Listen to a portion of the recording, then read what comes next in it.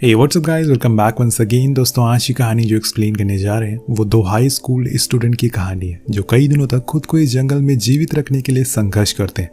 लेकिन ये कोई नॉर्मल सर्वाइवल स्टोरी नहीं है। लेकिन क्या वो अंत तक खुद को जीवित रख पाएंगे, चलिए जानते हैं। टोबी नाम का लड़का, जिसको हम उसके फोन में कुछ फनी वीडियोस देखते हुए देखते हैं, उसी समय उसके फादर बाहर अपनी कार ठीक कर रहे होते हैं, पर उन्हें टोबी की मदद की जरूरत थी। इसीलिए वो अंदर आते हैं और टोबी को उनकी मदद करने को कहते हैं। लेकिन टोबी उनसे ये कहकर मना कर देता है कि वो अभी फ़ोन देख रहा है, बाद में आएगा। अब ये सुनकर उसके डैड कहते हैं कि बस थोड़ा सा ही काम है, लेकिन वो फिर भी नहीं जाता। तो वहाँ से वो कहकर चले जाते हैं कि जब तुम फ्री हो जाना तो आ जाना, मैं इंतज़ार कर रहा हूँ। पर यहाँ टोबी को ये नहीं पता था कि अब वो ज़िंदगी भर भी वेट करेगा, तब भी उसके फादर उसे मिलने के लिए नहीं आएंगे। जब उसके डैड बाहर जाते हैं तो कुछ चोर आकर उनसे उनकी कार को छीनने लगते हैं और रात का समय होता है, इसलिए वहाँ ज़्यादा लोग नहीं थे।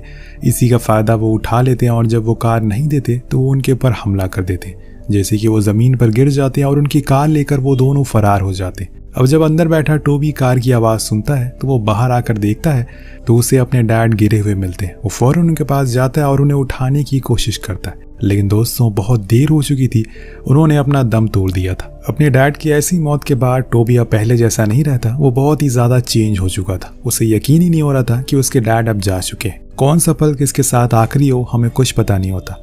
अब वो दिन भर घर में बंद रहता है, किसी से बात नहीं करता, और जब ये चीज़ उसके घर वाले देखते हैं तो वो बहुत ही घबरा जाते हैं। उन्हें डर था कि कहीं टोबी कुछ गलत ना करे, इसीलिए वो उससे बात करते हैं और उसे एक ट्रिप के बारे में बताते हैं जहाँ पर उसके जैसे ये और बहुत सारे लोग होते हैं।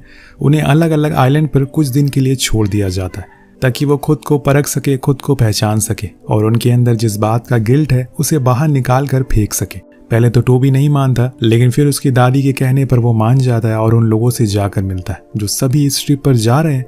दरअसल इन्हें मलेशिया के समुंदर से काफ़ी आगे एक जगह पर ले जाया जाता है जिसके आसपास बहुत सारे टापू है जो कि वीरान है। वहाँ किसी का आना जाना नहीं होता, लेकिन अब ये लोग वहाँ पर रहेंगे आने वाले 12 दिन के लिए। इन्हें वहाँ खुद को जीवित रखना है किसी भी हाल में। ये किसी तरह का कोई गेम नहीं है, बल्कि हकीकत है। हमें दिखाने की कोशिश करी गई है कि जब इंसान किसी बड़ी सी जगह पर अकेले रहता है तो वो खुद को कैसे देखता है, कैसे वो अपने अंदर उस इंसान को ख़त्म कर देता है जो उसकी सालों से कमज़ोरी बना हुआ है, वो अपने दुखों को कैसे बाहर निकालता है। अब इस ट्रिप की हेड उसे सबसे पहले एक टापू पर छोड़ देती है और बताती है कि मैं तुम्हें 12 दिन बाद लेने आऊंगी, तब तक तुम लोगों को अपना ख्याल रखना है। ये बोलकर वो चली जाती है और टोबी इस पूरे टापू पर अकेला पड़ जाता है। सबसे पहले तो वो खुद के लिए शेल्टर बनाता है और एक कैंप बनाता है जो कि वो साथ में लेकर आया था। वो कुछ खाना भी लेकर आया था, लेकिन 1 या 2 दिन तक ही चल पाएगा। उसके बाद उसे खुद का पेट भरने के लिए खाने को ढूंढना पड़ेगा। लेकिन दोस्तों, जैसे जैसे ये कहानी आगे बढ़ेगी आपको कुछ ऐसे ट्विस्ट और टर्न देखने को मिलेंगे जो आपको सोचने पे मजबूर कर देंगे कि ऐसा भी हो सकता है। अब कैंप लगाने के बाद वो आग जलाने के लिए कुछ लकड़ियों को ढूंढने के लिए जंगल के अंदर जाता है। ये आइलैंड बहुत ही ज्यादा बड़ा था, इसीलिए उसे बहुत चलना पड़ता है। लेकिन कुछ देर उसे कुछ ही दूरी पर कुछ नारियल पड़े हुए मिलते हैं जिन्हें देखकर वो बहुत ही खुश होता है, क्योंकि उसे प्यास भी तो लगी है।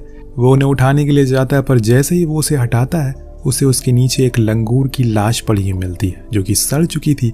वो अचानक से उसे देखकर बहुत ज़्यादा डर जाता है और जल्दी से पीछे हट जाता है। सेम इसी तरह से उसके डैड भी उसके सामने पड़े हुए थे। अब उसे फिर से वही सब याद आना शुरू हो जाता है। लेकिन कुछ देर किनारे पर बैठने पर वो थोड़ा रिलैक्स फील करता है और लकड़ियों को इकट्ठा करके आग जलाने की कोशिश करता है। उसके पास एक चाकू था और एक लोहे का टुकड़ा है जिसकी मदद से उसे आग जलानी थी।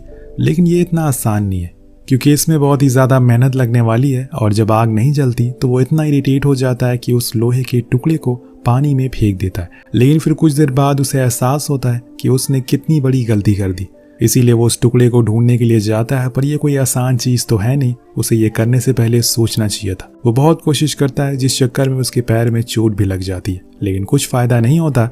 इसीलिए कहते हैं कि सब्र इंसान के लिए एक खजाने जैसा है, जिसने रख लिया वो बहुत आगे जाता है।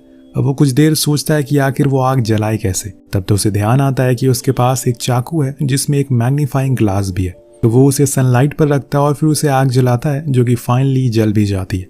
लेकिन अब सूरज ढल चुका है, रात होने को आ जाती है। आज की रात टोबी के लिए इस टापू पर पहली रात होने वाली है। उसने जो सुबह सुबह कुछ सी फिशेस को इकट्ठा किया था, अब वो उन्हें आग में पकाता है और फिर उन्हें खाना शुरू कर देता है। वो उसे इतना पसंद आ जाती है कि जिस चक्कर में उसे पूरा खा जाता है और सोने के लिए चला जाता है। लेकिन जब देर रात उसके पेट में दर्द होने लगती है तो उसे पता चलता है कि वो उसे डाइजेस्ट नहीं हुआ है और उसे जल्दी से पानी चाहिए और उसकी उल्टियां रुके तभी वो तो पानी ढूंढेगा। जैसे तैसे करके वो खुद को संभाल और फिर से देर रात में जंगल के अंदर जाता है, जहाँ पर उसे वही नारियल पड़े हुए मिलते हैं जिन्हें उठाने लगता है। पर इतनी देर में वहां पर कुछ हलचल होती है। उसे महसूस होता है कि शायद उसे कोई देख रहा है। वो पीछे मुड़ता है पर वहां कोई नहीं था, इसीलिए वो अपने काम में लग जाता है। लेकिन दोस्तों फिर से कुछ आवाज आती है और जब इस बारी वो पीछे मुड़ता है तो वो अपनी टॉर्च की मदद से चारों ओर देखता है। उसे एहसास होता है कि कोई और है जो मास्क लगाए हुए है और पेड़ के पीछे खड़ा हुआ है। अब जैसे ही वो उसकी ओर टॉर्च करता है वो जो कुछ भी था वहां से फौरन भाग जाता है। उसे जाते हुए देखकर टॉबी की फट के फ्लावर हो जाती है और वो भागते हुए अपने टेंट के पास जाता है। उस सिग्नल फ्लेयर को जला दे जो बस उसके पास एक ही मौजूद थी और उस फ्लेयर को उसके टीम वालों ने दिया था ताकि कोई इमरजेंसी होने पर वो उसे जला सके। वो फ्लेयर तो जल जाती है लेकिन टोबी की तबीयत बहुत ही खराब होने लगती है, इसीलिए वो अपने कैंप में आ जाता है और सोने की कोशिश करता है। पर अगले ही पल हम उसे बेहोशी की हालत में देखते हैं। खैर रात गुजर जाती है और सुबह का सूरज निकलता है जो टोबी के लिए कुछ बहुत ही अजीब संदेश लेकर आता है। साथ में एक लड़की भी, जो कौन थी ये तो उसे भी नहीं पता। पर सबसे पहले उठने पर वो अपने सामानों को देखता है लेकिन वो तो बह चुका था और अपने कैंप से बाहर एक पेड़ के नीचे वो लेटा हुआ था। उसके सामने कुछ नारियल भी पड़े थे जो किसी ने काटे हुए थे, जिन्हें वो बिना कुछ सोचे समझे पी लेता है। पर तभी उसे थोड़ी दूर पर कुछ नजर आता है। जब वो वहां जाता है तो देखता है कि एक लड़की जो कि उसकी उम्र की है वो समुंदर के किनारे बैठकर कुछ बीन रही है। वो उसे छुप कर देखता है और फिर जहां जहां वो जाती है उसका पीछा करने लगता है। लेकिन इतने में वो लड़की गायब हो जाती है तो वो परेशान हो जाता है कि आखिर वो अचानक से कहाँ चली गई। लेकिन तभी वो लड़की उसके सामने आकर खड़ी हो जाती है। उसके हाथ में एक चाकू था जिसे देखकर वो डर जाता है और पीछे हटने लगता है। लेकिन वो लड़की असल में उसके पीछे नहीं बल्कि उसके बिछाए हुए जाल के पास जा रही थी, क्योंकि उसमें एक जानवर फंसा था। टोबी को समझ आ जाता है और वो भी उसके पीछे पीछे जाता है, जिसके बाद वो देखता है कि वो लड़की अपने चाकू से उस जानवर को काटती है और फिर एक किनारे पर आग जलाती है, जिसके ऊपर वो उस मरे हुए जानवर को पकाती है और फिर दोनों ही उसे बहुत चाव से खाते हैं, खासकर टोबी, क्योंकि उसने कल रात से कुछ भी नहीं खाया था। वो बहुत भूखा था अभी तक, इसलिए वो उसे पूरा खत्म कर देता है। उसके बाद वो लड़की वहां से जाने लगती है तो टोबी भी उसके पीछे पीछे जाता है और इतने में उसके ऊपर एक सांप गिरने ही वाला होता है कि वो लड़की उसे मार देती है और उसकी जान बचा लेती है। और वो टोबी को भी वार्न करती है कि उस आग के पास रहना जिससे कि तुम जहरीले सांपों से बचे रहोगे। वो उसकी बात मान जाता है और पूरी रात वहीं बैठा रहता है, लेकिन फिर उसे नींद आ जाती है। वो सो जाता है। जब नेक्स्ट डे उसकी आंख खुलती है तो वो खुद के सामने उसी लड़की को देखता है जो खुद का नाम मैंडेलिया बताती है। उसके उठने पर वो उसे अंडे खाने को देती है और उसकी नजर उसके पैर पर पड़ती है। ये वही चोट थी जो उसने उस दिन समुद्र में जाने से लगी थी। अब मैंडेला उसे ठीक करने के लिए अपने साथ ले जाती है। रास्ते में उन दोनों में बातें भी होती है जिसमें वो बताती है कि वो यहीं पर रहती है। उसके डैड की कुछ दिन पहले मौत हो गई लेकिन उसकी मॉम अभी भी यहाँ है। टॉबी ये सुनकर हैरान था कि आखिर यहाँ पर कोई कैसे सरवाइव कर सकता है और अगर वो लोग यहाँ पर रहते हैं तो दिखते क्यों नहीं है। उसने उसके अलावा किसी और को क्यों नहीं देखा। खैर वो उसे इस बारे में कुछ नहीं पूछता और उसके पीछे पीछे चलने लगता है। कुछ देर बाद वो उसे एक पेड़ के पास लेकर जाती है जहाँ पे फल को तोड़कर वो उसे जख्म पर लगा देती है ताकि वो जल्दी से ठीक हो सके। दोनों के बीच में काफी अच्छी बॉन्डिंग होती जा रही थी, इसीलिए वो पूरा दिन साथ में बिताते, साथ में फिशिंग करते हैं। ऐसे ही करते करते समय बीत जाता है और अब मैंडेला के घर जाने का समय हो जाता है। वो एक बड़े से पेड़ के पास जाती है और टोबी को बताती है कि इसी के अंदर मेरा घर है। वो थोड़ा हैरान होकर पूछता है कि इस पेड़ के अंदर कैसे तुम रहती हो। तो मैंडेला कहती है कि इसके अंदर बहुत बड़ी सी गुफा है जो हमारे पूर्वजों ने बनाई है, वहीं पे सब लोग रहते हैं। वो अंदर चलने को कहता है लेकिन मैंडेला ये कहकर मना कर देती है कि अंदर उसका जाना खतरे से खाली नहीं है। फिर वो उसे बताता है कि कल मैं चला जाऊंगा। ये सुनकर मैंडेला बहुत गुस्सा हो जाती है और बिना कुछ बोले अंदर चली जाती है। अब अगली सुबह सूरज निकलने से पहले के जो कि इस ट्रिप की हेड थी वो अपने वादे के मुताबिक 12 दिन बीत जाने के बाद टोबी को लेने के लिए आती है, लेकिन वो उसे कहीं दिखाई नहीं देता, इसीलिए वो उसे आवाज भी लगाती है और डांटती भी है कि वो जल्दी से बाहर आ जाए क्योंकि उसे और भी लोगों को लेने के लिए जाना है। लेकिन टोबी का कुछ अता पता ही नहीं था। वो टॉर्च लेकर जंगल के अंदर जाती है पर कुछ भी नहीं मिलता। इसी बीच उसे एक परछाई दिखाई देती है। उसे लगता है कि ये टोबी है।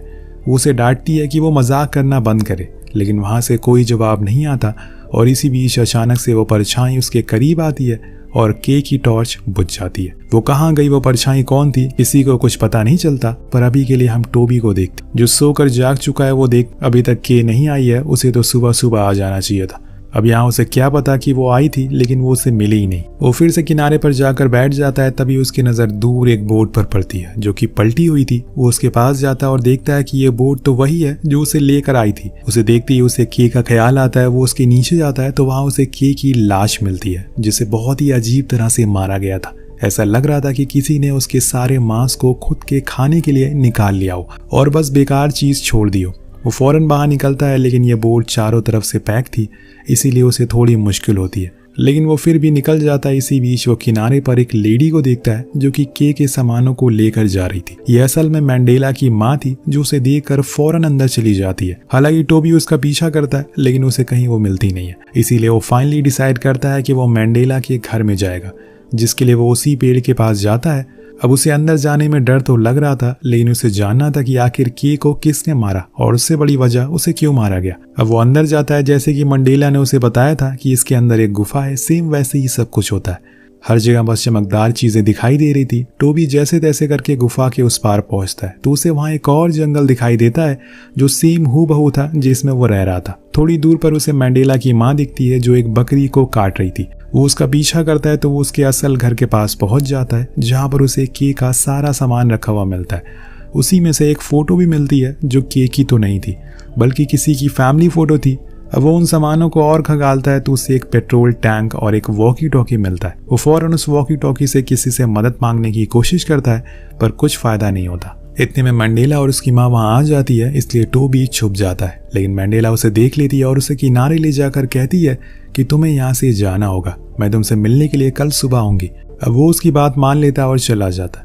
अब इसी तरह से कई दिन बीत जाते हैं, लेकिन अभी तक मंडेला नहीं आई थी। टोबी वही सड़ी हुई मछलियों को पकाकर खाता है। इन्हीं नारियल पानी को पीकर उसका गुजारा हो रहा था, पर एक सुबह मंडेला आती है। वो उसे बताता है कि उसने उसकी माँ को के की लाश के पास देखा था। उन्होंने उसके साथी को क्यों मारा, उसने उनका क्या बिगाड़ा था। ये सब सुनकर मंडेला उसकी गोद में सर रखकर लेट जाती है और बताती है कि मुझे कुछ याद आ गया। टोबी पूछता है कि क्या। तब मंडेला अपनी कहानी बताती है कि बहुत सालों पहले वो, उसके डैड, उसकी मॉम, हम तीनों लोग इस आइलैंड पर आए थे। लेकिन फिर रात में मैंने देखा कि मेरी मॉम खून से लथपथ है। उन्होंने मुझे कोने में बैठा दिया। तब से लेके आज तक मुझे रातों में लगता है कि कोई मॉन्स्टर है जो मेरे आसपास घूम रहा है। मेरी मॉम मुझे कहीं जाने नहीं देती। उन्होंने कहा है कि वो हमेशा यहीं रहेंगी, लेकिन मुझे यहाँ नहीं रहना। उसकी बातें सुनकर टोबी कहता है कि तुम्हारे घर पर के का वॉकी टॉकी है, उसे तुम्हें लाना होगा, तभी हम किसी से मदद मांग पाएंगे। वो समझ जाती है, लेकिन उसे प्रॉमिस करने को कहती है कि वो उसे लिए बिना नहीं जाएगा। टोबी वादा करता है। अब अगले दिन जब वो सोकर उठता है तो उसे प्लेन की आवाज सुनाई देती है। वो फौरन बाहर आता है और उसे सिग्नल देने की कोशिश करता है। बार बार चिल्लाता है पर वो चला जाता है। जिसके बाद टोनी किनारे पर ऐसे ही चलता रहता है। तभी उसकी नजर एक लाइट हाउस पर पड़ती है जो कि बहुत ही ज्यादा पुराना था। वो उसके अंदर चला जाता है, शायद कुछ काम की चीज मिल जाए। ऊपर पहुंचने पर वो देखता है कि उसके अंदर पेट्रोल की कमी है। अगर वो कहीं से मिल जाए तो इसकी मदद से किसी को कांटेक्ट कर सकता है। क्या पता कोई बोट या फिर कोई शिप इसका सिग्नल देख ले। अब उसी समय उसे अपने बचपन के वो दिन याद आ जाते हैं जब उसके डैड की कार में पेट्रोल नहीं होता था तो उसके डैड खुद उसे कहते थे कि इधर आओ, तुम इस कार में पेट्रोल भरो, जो करके उसे बहुत खुशी मिलती थी। और तभी उसे ख्याल आता है कि पेट्रोल का एक डब्बा मैंडेला की मॉम के पास है, इसीलिए वो उसे लेने के लिए जाने लगता है। लेकिन इतने में उसे कैमरॉन नाम का लड़का मिलता है। वो उसी टीम का था लेकिन दूसरे आइलैंड पर था। वो के बारे में उसे पूछता है और बहुत ही ज्यादा डरा हुआ भी लग रहा था। तो टोबी बताता है कि उसको किसी ने मार दिया है, लेकिन तुम यहाँ तक आए कैसे। तो वो बताता है कि उसने एक राफ्ट तैयार की, उसकी मदद से वो उस टापू से यहाँ तक आ सकता है। अब रात में जब वो दोनों खा रहे होते हैं तो कैमरॉन कहता है कि हमें कल सुबह उसी राफ्ट से निकल जाना चाहिए। लेकिन टोबी ने मैंडेला से वादा किया है, इसीलिए वो उसे लिए बिना तो नहीं जाएगा। देर रात होने पर वो उसे लेने के लिए जाता है, पर मैंडेला की मॉम देख लेती है। वो उसे पकड़ लेती है तो टोबी भागने लगता है। वो भी उसके पीछे पीछे भागती है, लेकिन उनका पैर उन्हीं के लगाए हुए ट्रैप में फंस जाता है और बहुत ही बुरी तरह से वो घायल हो जाती। तब टोबी उसके पास जाता है और उसे बहुत बुरा भला कहता है और कहता है कि तुमने अपने हस्बैंड को मार दिया, अब मेरी दोस्त के को भी तुमने मार दिया। वो कहती है कि मैंने किसी को नहीं मारा, बल्कि उसने सबको मारा है, और वो अपनी बेटी की ओर इशारा कर रही थी। टोबी को यकीन ही नहीं होता कि ये सब मंडेला ने किया है, और इसीलिए वो उसे अपनी कहानी बताती है कि हम लोग इस आइलैंड पर घूमने के लिए आए थे। तब मंडेला छोटी थी।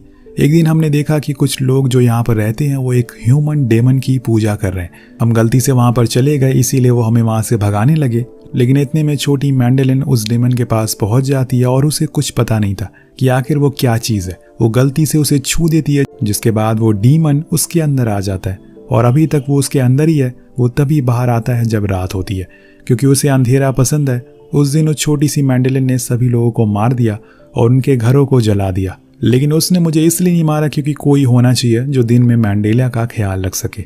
और तब से लेकर आज तक मैं और वो यहीं पर फंसे हुए हैं, इसी आइलैंड पर। उधर अब कैमरॉन को देखते हैं, उसको भी वही परछाई दिखती है जो उसे घसीट कर अपने साथ ले जाती है। इधर मंडेला की मॉम टोबी को कुछ बेरीज देती हैं और उससे कहती हैं कि अगर तुमने इसके ऊपर डाल दिया तो वो डेमन उसके ऊपर से चला जाएगा। वो उसे लेकर बाहर आता है, तभी वहां पर मैंडेला आ जाती है जो अपनी माँ की लाश को लेकर आई थी। टोबी पूछता है कि ये तुमने क्यों किया, तो वो कहती है कि ये तो हमने हमारी भलाई के लिए किया। ये बोलकर वो उसे किस करने लगती है और अचानक से उसमें वो डीमन बाहर आने लगता है। अब टोबी कोशिश करता है कि वो बेरीज को उन पर डाल दे, लेकिन वो कर नहीं पाता, इसीलिए वो उसे एक डंडे से मारकर बेहोश कर देता है और पेट्रोल लेकर लाइट हाउस में जाता है और उसे जला देता है। कुछ ही देर बाद हम देखते हैं कि एक बोट इसी आइलैंड की तरफ आ रही है। टोबी नीचे उतरता है, पर तभी कोई उसके गेट को बंद कर देता है। वो बहुत कोशिश करता है लेकिन वो नहीं खुलता और इतने में वहां पर वो डीमन आ जाता है और टोबी को बहुत मारता है। वो उसे इतना मारता है कि वो बस मरने ही वाला होता है, लेकिन इतने में वो पेट्रोल टैंक गिर जाता है और टोबी वहां पर रखी एक मशाल को उस पर गिरा देता है, जिससे कि वहां पर उजाला हो गया था, जिसकी वजह से वो डीमन मंडेला की बॉडी से बाहर आने लगता है। इसी का फायदा उठाकर टोबी के पास जाने लगता है बिना मंडेला को लिए हुए, क्योंकि अभी उसे खुद की जान ज्यादा प्यारी है। बोट करीब आ चुकी है, लेकिन इतने में हम देखते हैं कि उसके पीछे वही डीमन आ जाता है और उसे पकड़ लेता है। कुछ देर बाद बोट वाला आ जाता है और टोबी को ऊपर ले आता है, उसे कंबल देता है, लेकिन जब हम उस कंबल को हटाने के बाद का सीन देखते हैं तो वो असल में मैंडेलिन थी। यानी कि ये कहानी अभी भी लंबी चलने वाली है, देखते हैं कि आगे क्या होता है। फिलहाल के लिए ये कहानी यहीं पर खत्म हो जाती है। तो दोस्तों, क्या आप भी कभी किसी आइलैंड या फिर किसी ऐसी जगह पर गए हैं जहां आपको ऐसा कुछ दिखाओ? नीचे कमेंट करके जरूर बताएगा। मिलते हैं अगली वीडियो में। Peace out.